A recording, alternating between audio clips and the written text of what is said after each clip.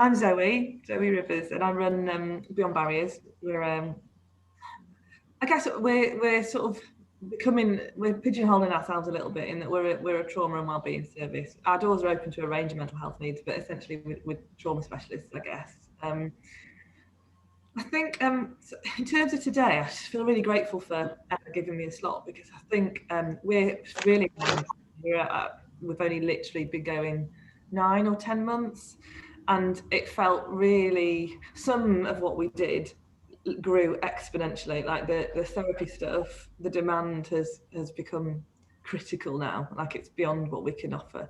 But the community development work was just like wading through mud, because I'm like, how do I reach people? How do I get to the places that I would normally get to? How do I speak to the GP leads when I can't even walk through the door? You know, it's been a real challenge. So the opportunity to connect with you guys, I'm so grateful for. So thank you for joining the group. I was slightly aware that it might be just me and Rachel, so it's nice that we've got more than just us two. Can I sort of start by well, first to say, I am normally PowerPoint queen and I use it as a crutch. So today I've decided to put my big girl pants on and just talk and have a conversation, because I think that's what we need, really. It would help me, and I think hopefully it'll help you feel more engaged rather than me just talking through sides. What it does mean is, though, that I'll go off on a tangent. So please forgive me if I'm jumping about a bit. So yeah, please do, if you want to keep your mics off all the time, or if you want to put them, that's fine. Just speak up and jump in, and let's have a chat about stuff, really.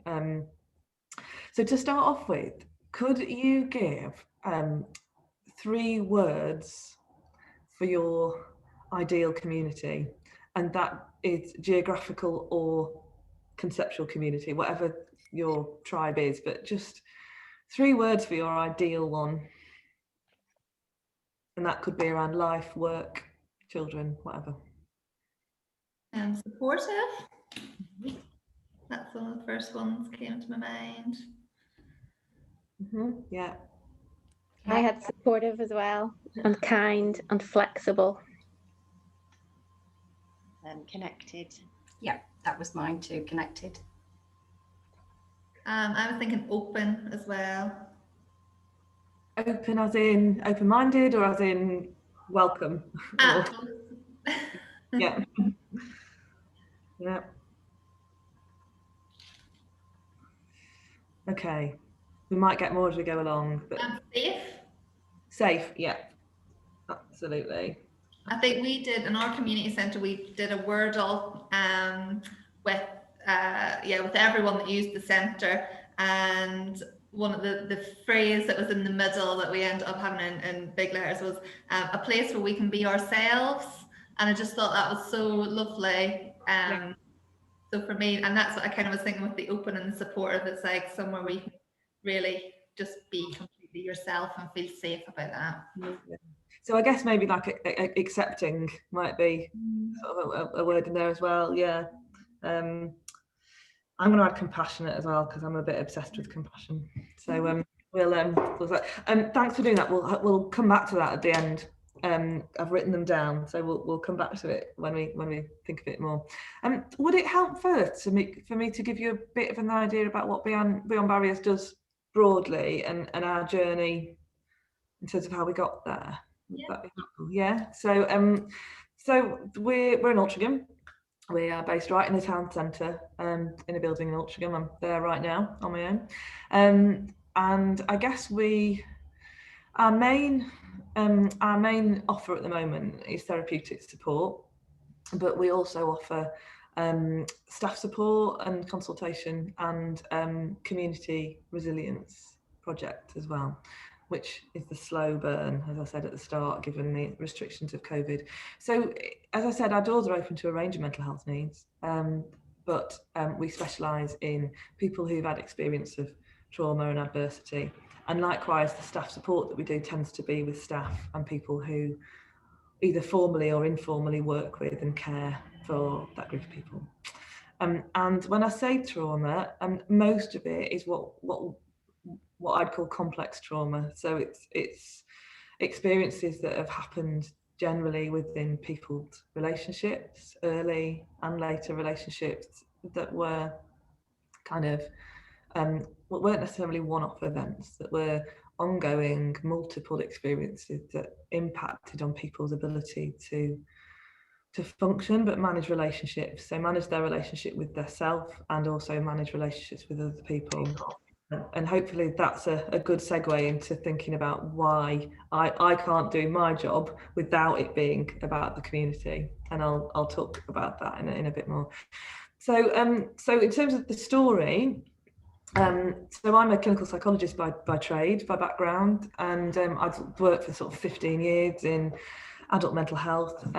As a disclaimer, there is an adult bias to this this talk, which is kind of why I'm here, because we want to broaden, we need to broaden, and I need to learn. So just taken on a part-time psychologist who is CAMS background.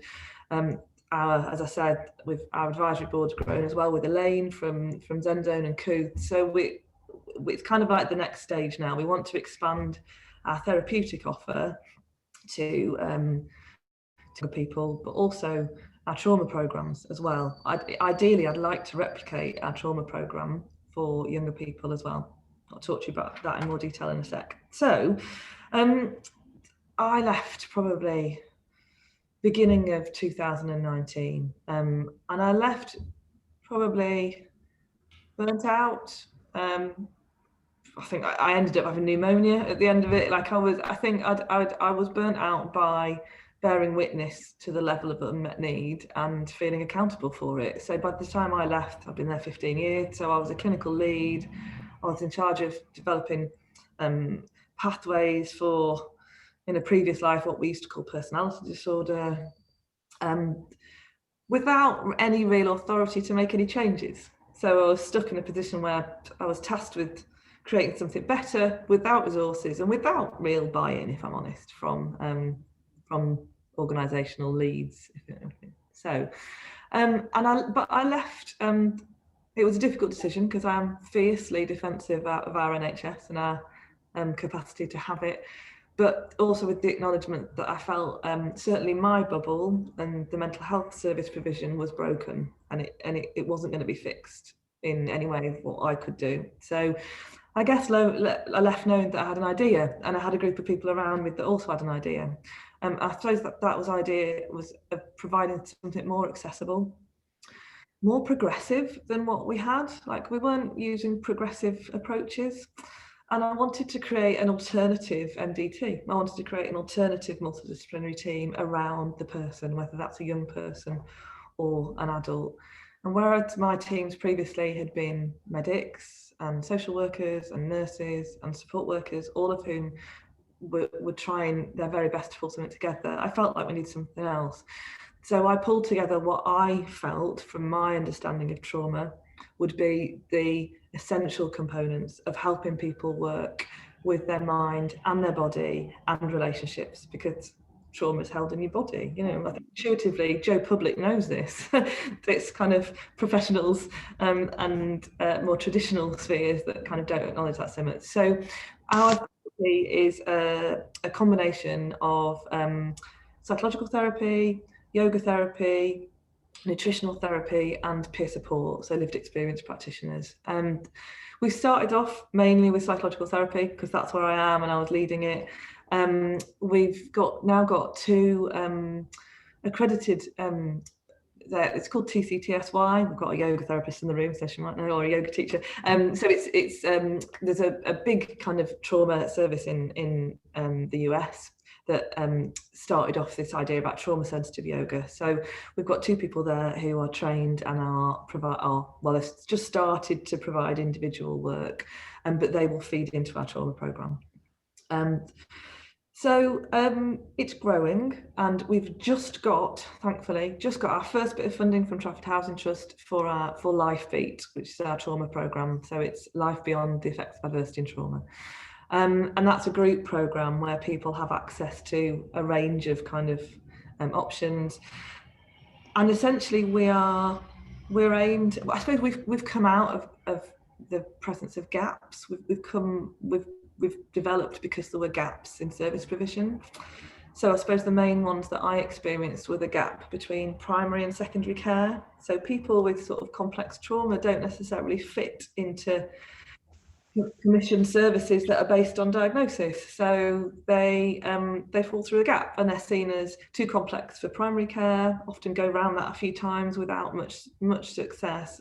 And if anything, it's iatrogenic, it's more harmful because it's repeated experiences of trying to gain care and it being unavailable, which for many people, that's the trauma, isn't it? that's the absence that created all the difficulties.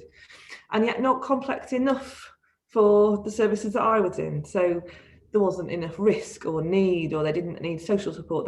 They functioned in some area of their life. So someone might be able to hold down a job but not have any relationships in their life, which meant that they've got a job, So people generally just bounce around the system between GPs, A&E, some third sector organisations, if they can get involved in that, if they can manage the relationships there enough. And I guess the other gap was our younger people. So I would as the lead, I would often sort of get wheeled out to decide whether a young person would be accepted into the service. And that was my trauma. That was for me what I found exceptionally difficult, being put in a position where I had to make a decision when clearly need was there. And what we struggled with was either people not having access to support as young people and coming to us at 18, or people who had been in CAMHS, but then almost like just fell off the edge of a cliff until they were picked up by adult services, or equally people who young people who were transitioned across but had this huge paradigm shift. So they'd be like 17 and 364 days old and they didn't come home and they were vulnerable and missing. 2 days later in our service, they were 18 and 1 year old and they were an adult making an unwise decision. And it's like these really difficult processes that young people were going through that I was like, that can't happen either. We need something that spans that process. And whilst there are good attempts at addressing that now, I think nationally and hopefully in Trafford too, I think, to be really honest, my biggest issue, which is why we operate and we do, is the use of psychiatric diagnosis. So we actively challenge the use of psychiatric diagnosis because from what we're told from service users, it's stigmatizing, it doesn't describe their needs, and actually sometimes it removes access to services or compassionate services, put it that way. So that's kind of where we're at, and we also kind of don't sign up to it because I think that the diagnostic-based commissioning that we see also perpetuates this gap because that group of people don't fit into a diagnosis. They don't get some stamp that directs them to an organisation. And equally, and what I think in terms of today, thinking about younger people, is that I found it heartbreaking the amount of younger people with complex attachment needs that were being given labels like emerging personality disorder at 16 and 17 when their personality isn't formed. How can it be disordered, So I think we're very clear about that, and that's part of our other kind of value-based and our other mission is kind of promote trauma-informed understandings of mental health rather than diagnostically informed ones, which is, if I'm honest, is part of the trauma-sensitive community. And so any questions about that before we think about why we would even want trauma-sensitive communities? Any questions about us or? I don't know if it's a question, it's not really a question, but it's a comment, just that I think it sounds amazing. I'm so impressed, and I just love that the whole ethos of looking at your whole system, like the psychological, the yoga therapy, the physical, the nutrition. And I think my frustration just through general things in life is when you go to GPs, it's just medication, it's just right, well, we can give you this and that'll make it better. Like I've just had stuff with my skin, right? We'll just have an antibiotic, cream, but never looking at why it's happening or what's underneath, or referring. I know when I've had like supported parents with kids with different things, it's not referring to anything holistic or advising on anything holistic. It's always just what drug can help the symptom rather than what's causing. So I think just like you said, that progressive approach where you're looking at the whole person and what's going on is, yeah, amazing. That's our aim. We're a long way off it yet, but that's our aim. And I think, That's great. and I think you're right. I think I used to have some lengthy discussions with my medical colleagues when I was back in secondary care about, oh well, come on, Zoe, let's just let them try another medication. You know, the side effects aren't that bad. And I'm like, you're missing the point, aren't you? Every time you say, this is a problem and this will fix it, just try it. It's removing agency from that young person or that adult. It's removing a sense that, oh, actually, this might be my responsibility. Like, actually, this might be something that I have to think about. And B, I can do something if someone believes that this is something that I can change, because that's long lasting. And if I'm honest, like, you know, we have to find creative ways of getting funding, don't we? It's not rocket science, is it? If you base everything on medication, and medication is really expensive, it's no wonder the health service has no money. Like a yoga group or psychological therapy or even our trauma program is cost a quarter of what you'll spend on that medication for that person over that 2-year period. So I will come off my soapbox now, sorry. I know, but it's just that early health. It's about spending the money actually earlier and on different ways of dealing with something, rather than then not spend money on that thing and then later on having so many more problems. You know, oh yeah, that's a whole societal thing, there, isn't it?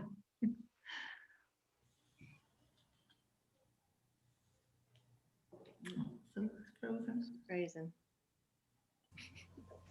Zoe, are you still there? Oh dear. Oh heck. Aware that we don't have a huge amount of time left now, so I'm not going to go into the why do I think we need it, because I think you're probably sold on that. I mean, it came from the fact that on a completely self investment kind of requirement, I need something for our trauma program service users to go on to. So in the NHS, there's an experience of, if your risk goes down and your symptoms go down, then you get discharged without the support for that next stage of recovery, which is, how do I now test that out, and how do I integrate that? How do I integrate into my community?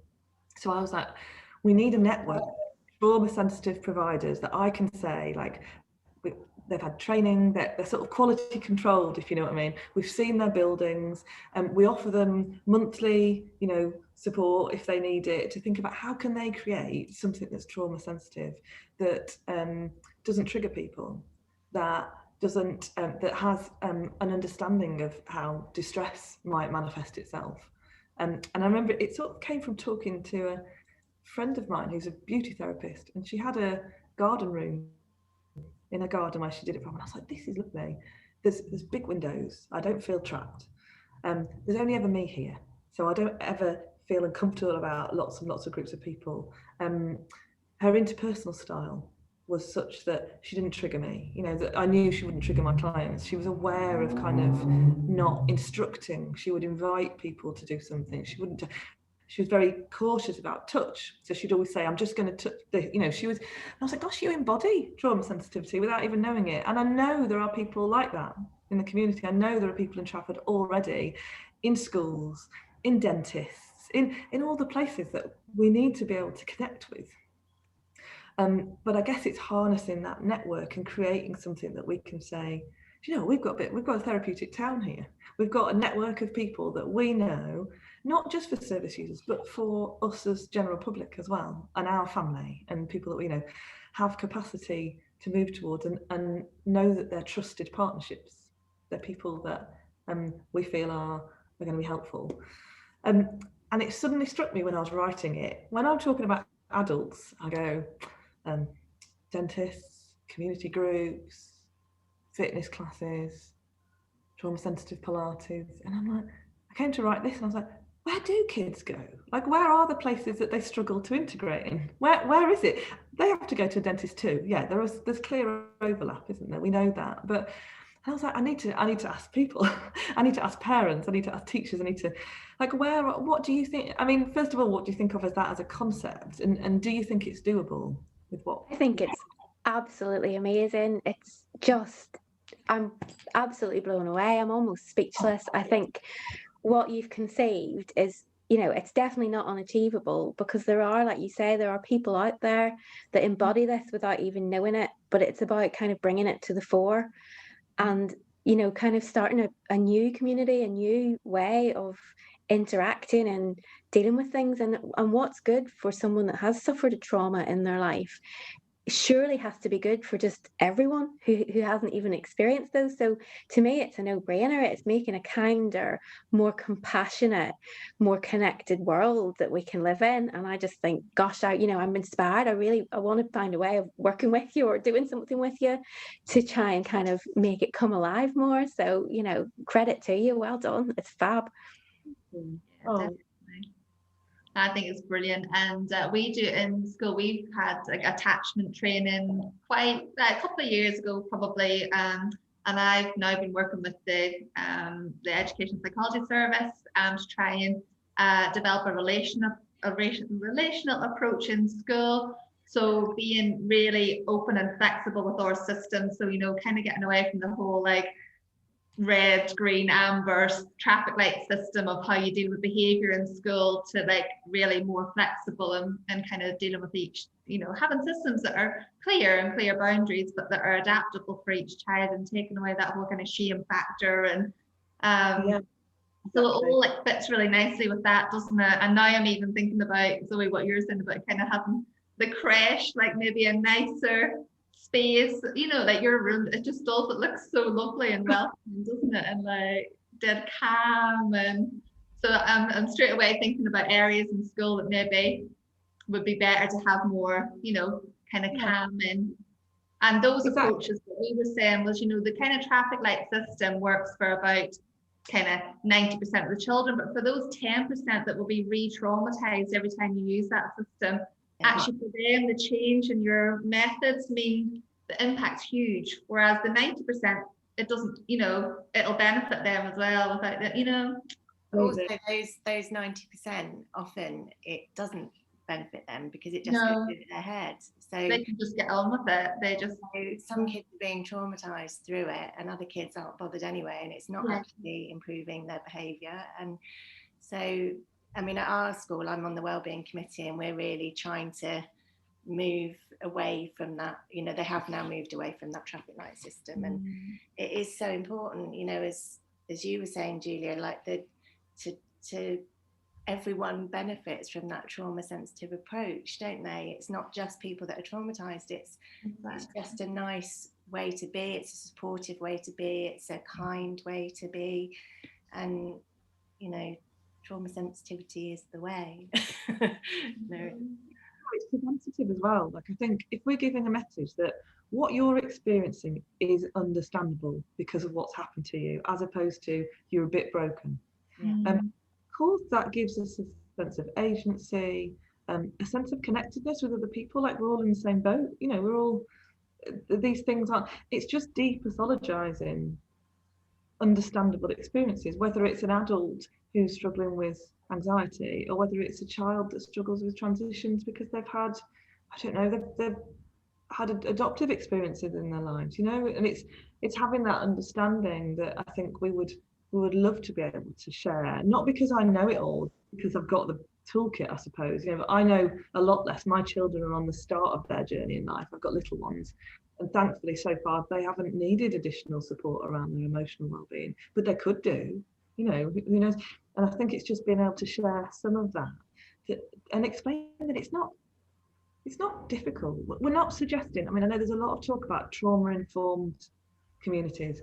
Being trauma-informed means that is literally held at every level of an organisation, and we're not expecting that of the dentist or the personal trainer or the youth club or the library. We're just asking them to understand and be able to adapt slightly. Like, I think going back to the first words, we had flexible, didn't we? Open, accepting, having that understanding of why someone is responding in the way that they are in front of you, why someone is raging at the doctor's receptionist, because actually this just triggers everything about rejection and being dismissed that has been there for their whole life. Just slows things down, and it makes a community easier to live in, exist in, you know, do the things that we need to do. So yeah, I'd absolute agreement with both of you, really. Can you think of any? We're going to get cut off, but we'll just keep talking until we go, shall we? Yeah. Yeah. Can you think of who this is? Like, who do we need to invite to be part of this? You know, and where are the barriers, particularly for younger people? Where are the parts of the community that their previous experiences of trauma, or the way that they're trying to manage it, makes it I really... think you really need to ask the young people. I mean, I can give my experience from, you know, my eldest son's point of view and my middle boy as well. But I really would kind of advocate setting up a focus group with kids from all walks of life, you know, and all demographics to feed into where they go. Where do they find that the most problems stem? And actually, from speaking to my own kids, I've found that they often say, not so much primary school, because it's much more holistic and inclusive, I think, in primary school, but in secondary school, it's still really old school, draconian. And they've said themselves, you know, teachers will get back chat from cheeky kids because they just say, do it my way or the highway. They've no awareness as to why that kid's acting out, and they don't want to know. Yeah. And now in primary school, kids are taught to not what to learn, yeah, and to explore and to reflect and to and it goes in secondary school often. Yeah, and then they give the feedback in high school, and there's a real it's like a power struggle. Yeah.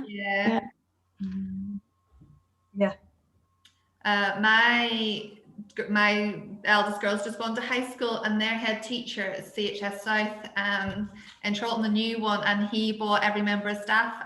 Is it Paul Dix? When I change my behaviour, the children's everything changes. I forget it's called, and it's all about he is a no. Oh my God, we're on a countdown.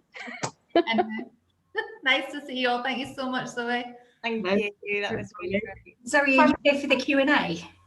What time is it? Yeah, I'm going to try and rearrange some stuff. What time is it? I think the Q&A is at 1:15. Right. If you've got any questions for Zoe, if you could put them in the chat or send them to Emma, and we can cover them then. Thank you so much, Zoe, for an amazing presentation.